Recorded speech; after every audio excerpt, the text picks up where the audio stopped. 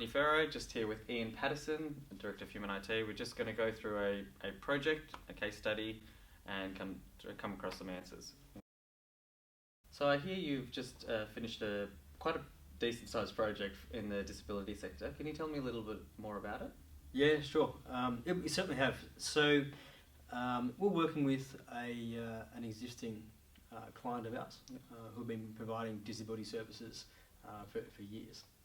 And they recently were awarded a government contract to provide support services for about an additional 800 individuals living with disability. Right. So about 800 individuals living across group homes and some in their own homes with supporting services around those. And so the project that we were involved in was really about helping our client get ready for that transition. Yeah. Okay, so what was the ultimate? So the ultimate goal was getting them ready and assisting from an IT point of view. What was the kind of the scope of the project for humanIT? So the scope was significant. It involved a number of elements. There was the strategy piece up front around, well, what are the changes that our client needs to consider? It was a fourfold increase of their operations for them. Wow. So strategically thinking through, well, how do they scale up to that extent while they still provide a very high level of support services. And then once you move on from strategy and you've got a plan in place for what needs to happen, it then becomes about, well, how do we get the team in place to deliver that, bring that to life? Yeah, the rollout. The rollout side of things. And the time constraints around that were significant. The Department of Human Services literally gave us 18 months. Yeah, right. From being awarded the contract through to go live. Jeez, So those were the two main facets. Yeah. And then the third aspect is really post-transition of services, providing support to the organisation. Yep, great. So what was the problem the client was facing? Like, why did they need this project? Yeah, well, if you can imagine any organisation that wins a contract, which means they're going to grow fourfold in 18 months.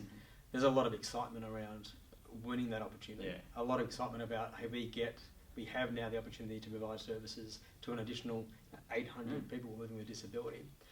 And the challenge then is really around, well, how do we make sure that those people living with disabilities that transition across to our client services is smooth and is at least the same or better experience than they had previously. So that's fundamentally the outcome. There's a lot of complexity goes with that, and you've also got 800 new employees coming on board. So making sure that transition was smooth, that they're paid on time, that they are engaged with the organisation is a significant challenge. Yep.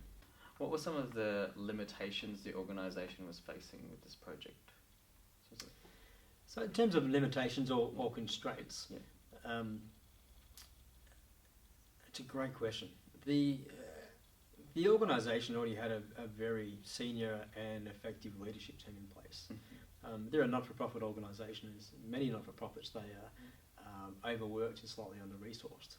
So if you think about just from a technology aspect, and the entire project considered a number of obviously much broader considerations than just technology. But the organisation didn't have any internal IT at all. So they were completely reliant on a number of partners. And part of the constraint is, well, how do they engage the right professionals in the right areas to make sure they can scale up without hiring 10 full-time heads. Their transition for 18 months, and then curtailing that.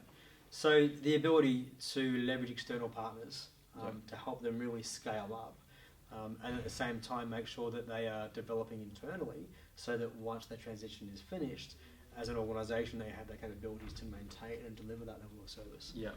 That's probably the biggest constraint that we saw from a technology perspective, and I'm sure there was a number of others from businesses, HR and organisations. Yeah, absolutely. What are some of the outcomes of the project that you've been able to see? So there's a number of really great outcomes.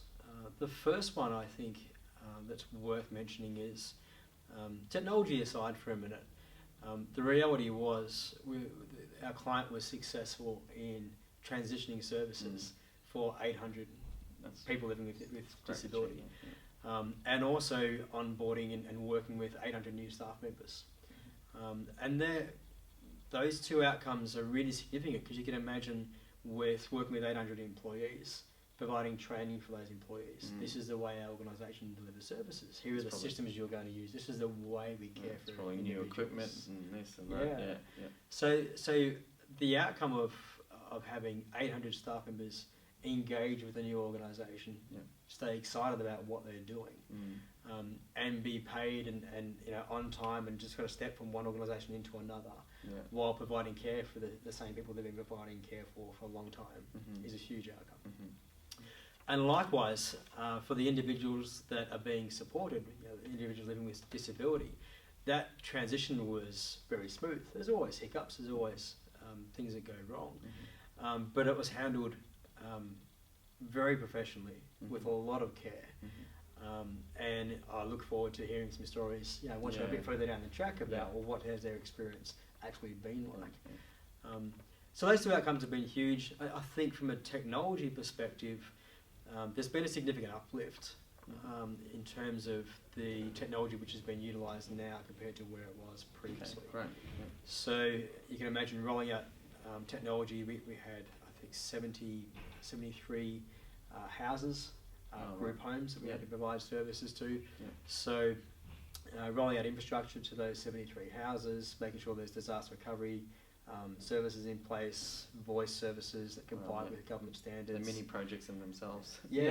Absolutely. So the level of I think sophistication of what has been delivered from a technology perspective is a great outcome. It's significant. It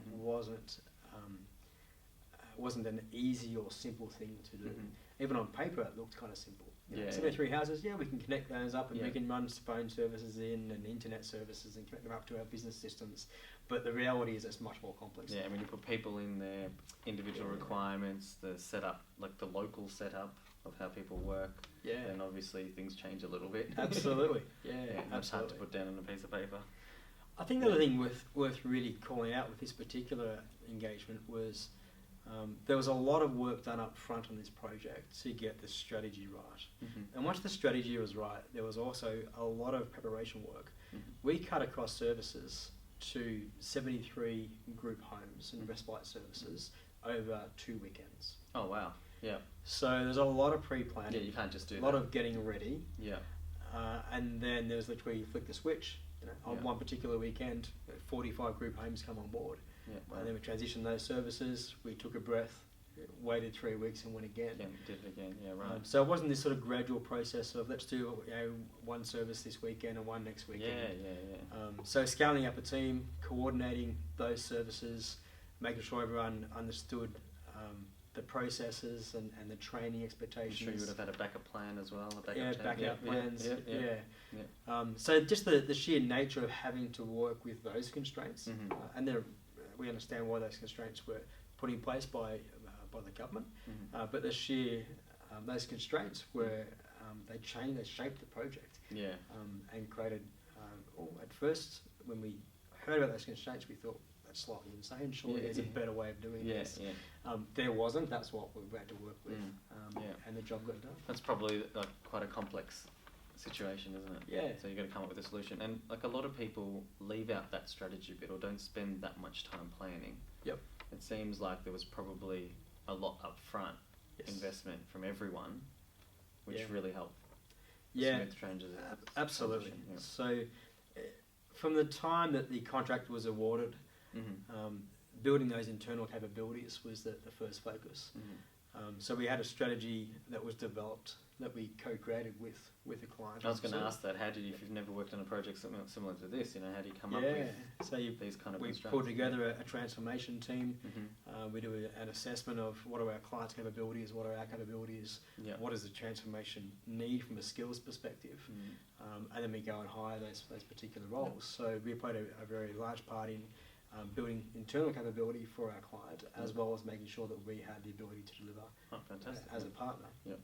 And the preparation was literally 80% of the project. So post-strategy, just getting those bits and pieces in place, the right teams, the right infrastructure, building the solutions we needed, testing those solutions, providing training on those solutions. So you do like pilot programs and stuff like For that? everything. Yep. That's fantastic. Yeah. And then as we transitioned through, building and piloting, of course the Department of Human Services come in and do checks. Audits. Demonstrate that disaster recovery is working. Demonstrate that you can meet the payroll requirements and the award complexities. So working with government through that process with a client was at times very challenging and quite rigorous, but you want it to be rigorous. We want to make sure that when we flick the switch on and go live, everything's in place. So it seems very calculated. Very much so. To make sure that, and I guess I'm slightly more aware of what's been going on now, and it's been very little needed for those, the backup team and things like that, so it's been pretty good. Yeah.